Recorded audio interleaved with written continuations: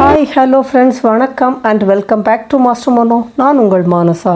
இந்த வீடியோவில் நாம் முடக்கத்தான் கீரையை பற்றின பெனிஃபிட்ஸை தான் பார்க்க போகிறோம். முடக்குவாதத்தை நீக்கக்கூடிய சக்தி இந்த கீரைக்கு இருக்கிறதுனால முடக்கர்த்தான் கீரை அப்படின்னு இதற்கு பெயர் வச்சிருக்காங்க போல நம்ம முன்னோர்கள். அந்த முடக்கர்த்தான் அப்படிங்கிற பெயர் தான் மருவி முடக்கத்தான் கீரை அப்படின்னு பெயர் மாறி இருக்குது. வாத நோய்களுக்கு இந்த முடக்கத்தான் கீரை நல்ல தேர்வாக இருக்குது.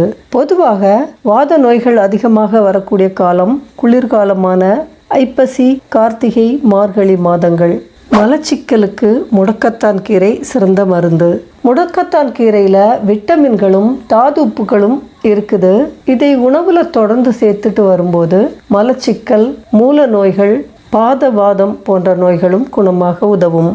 முடக்கத்தான் கீரை தோல் நோய்களுக்கு சிறந்த நிவாரணமாக இருக்குது. மூல நோய்க்கு அதிமருந்து முடக்கத்தான் கீரை. மலச்சிக்கல்னால மூல வியாதி வந்தவங்க தினமும் பச்சையாக கொஞ்சம் முடக்கத்தான் கீரை சாப்பிட்டுட்டு வந்தால் மூல நோய் விரைவில் குணமாகும்.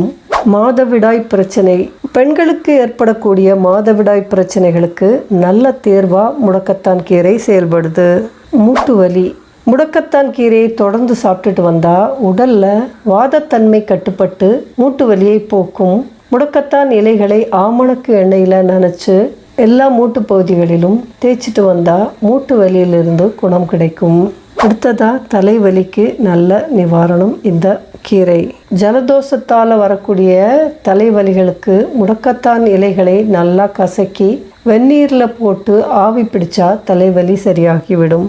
பொடுகு தொல்லை இருக்கிறவங்க முடக்கத்தான் இலைகள் சேர்த்து செஞ்ச எண்ணெயை தலைக்கு தடவிட்டு வந்தால் பொடுகு தொல்லை நீங்கும். இந்த வீடியோ பிடிச்சிருந்தா ஒரு லைக் பண்ணுங்கள். வீடியோவை உங்கள் ஃப்ரெண்ட்ஸ் அண்ட் ரிலேட்டிவ்ஸ்க்கு ஷேர் பண்ணிவிடுங்க.